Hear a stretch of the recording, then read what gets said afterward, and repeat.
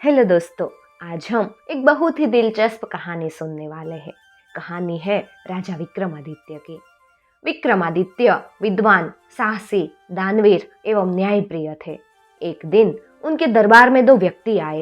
एक ने कहा, राजन, हम दोनों में विवाद चल रहा है कि कर्म महान है या भाग्य। मैं कहता हूँ कि कर्म बड़ा है और यह कहता है कि भाग्य बड़ा है। अब आप ही इसका उत्तर बताएं।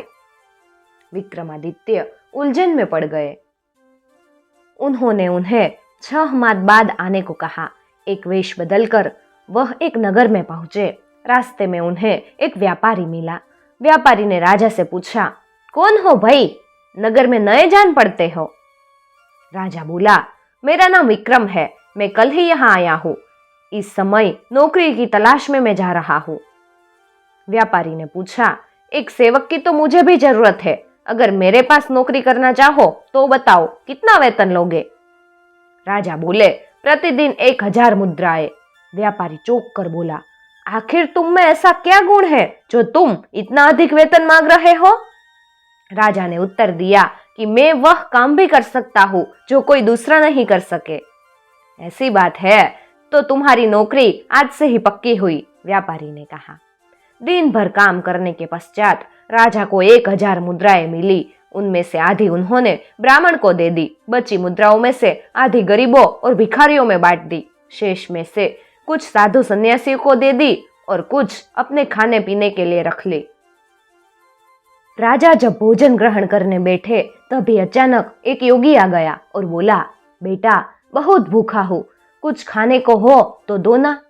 राजा ने अपनी थाली योगी के पास रख दी। योगी भोजन करके आशीर्वाद देकर चला गया। राजा को भूखा ही रहना पड़ा। राजा ने सोचा, आज मेहनत की, पैसा भी कमाया, पर भोजन भाग्य में न था, इसलिए मिला नहीं। हाँ, दूसरों की सहायता करने का पुण्य भाग्य में था, सो मिल गया। अगर परिश्रम ही न करता तो न भोजन मिलता और न ही पुण्य। कुछ दिनों बाद व्यापारी सेवक बने राजा वह कुछ अन्य सेवकों के साथ विदेश यात्रा के लिए निकल पड़ा। एक दिन अचानक समुद्र में तूफान आ गया। जहाज डगमगाने लगा।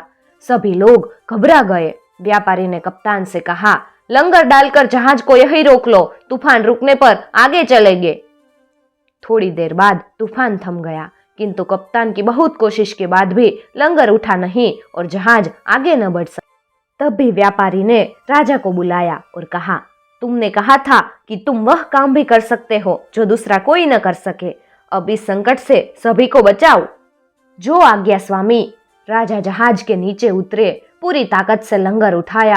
वह तुरंत ऊपर उठ गया। जहाज आगे बढ़ने लगा। राजा जहाज में चढ़ने लगे कि जहाज की लकड़ी टूटकर उनके हाथ में आ गई। तभी ऊंची लहर आई और जहाज राजा से दूर निकल गया। राजा टूटी लकड़ी के सहारे तैरने लगे। तभी जहाज डगमगाकर हिचकोले खाने लगा। थोड़ी ही देर में जहाज समुद्र में डूब गया। विक्रमादित्य को लगा कि भाग्य से वह बच गए। उन्होंने लंगर उठाकर कर्म किया था, तभी भाग्य ने भी उनका साथ दिया। जहाज के टुकड़े के सहारे राजा एक टापू के किनारे आ गए। वहां एक नगर था। राजा नगर के द्वार पर पहुंचे। वहां बड़े बड़े अक्षरों में लिखा था, सिंहल देश की राजकुमारी का विवाह राजा विक्रमादित्य से होगा। एक दिन वह यहाँ अवश्य आएंगे।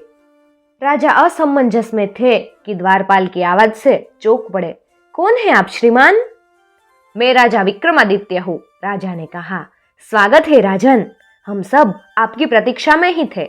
यह कहकर द्वारपाल राजा को तुरंत राजकुमारी सिंहावती के महल की ओर ले गया। राजकुमारी से उनका विवाह हुआ। पूरे नगर में खुशियां छा गई। राजा विक्रमादित्य के दिन आनंद में बीतने लगे। वह यह भी भूल गए कि वह किस काम से अपने नगर से निकले थे। एक दिन राजकुमारी की एक दासी ने राजा से कहा, क्षमा करें राजन, आप अपना जीवन यहाँ क्यों नष्ट कर रहे हैं? आप यह भूल गए हैं कि आपको कुछ और भी करना है। राजा सोच में पड़ गया और बोला, तुम ठीक कहती हो, यह तो कोई मायावी नगरी लगती है। यह बताओ कि मैं अपने राज्य वापस कैसे जाऊं? चारों ओर तो समुद्र ही समुद्र है। दासी ने बताया कि राजकुमारी के अस्तबल में काले रंग की एक जादू की घोड़ी है। वह उड़कर दुनिया के किसी भी कोने में जा सकती है। आप अवसर मिलते ही यहाँ से निकल जाइए। और एक दिन राजा जादुई घोड़ी पर सवार होकर अपने नगर के समीप पहुंच गए। उन्होंने घोड़ी को वापस भेज दिया। नगरवासी राजा को देखकर फूले न समाये। अगले दिन राजा ने दोनों व्यक्तियों को बुलवाया।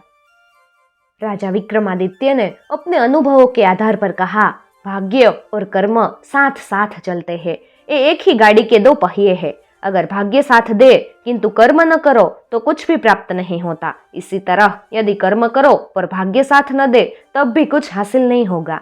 दोनों व्यक्ति राजा का उत्तर सुनकर संतुष्ट होकर चले गए और राजा विक्रमादित्य फिर से अपने राज के काम में जुट गए। दोस्तों, अगर आपको हमारी यह कहानी अच्छी लगी हो तो चैनल को जरूर सब्सक्राइब कर लीजिएगा और साथ ही दिए गए बेल आइकन को भी प्रेस कर लीजिएगा ताकि आने वाले नए वीडियोस की नोटिफिकेशन सबसे पहले आपको मिल सके। वीडियो अच्छा लगा हो तो अपने दोस्तों के साथ जरूर शेयर कीजिएगा।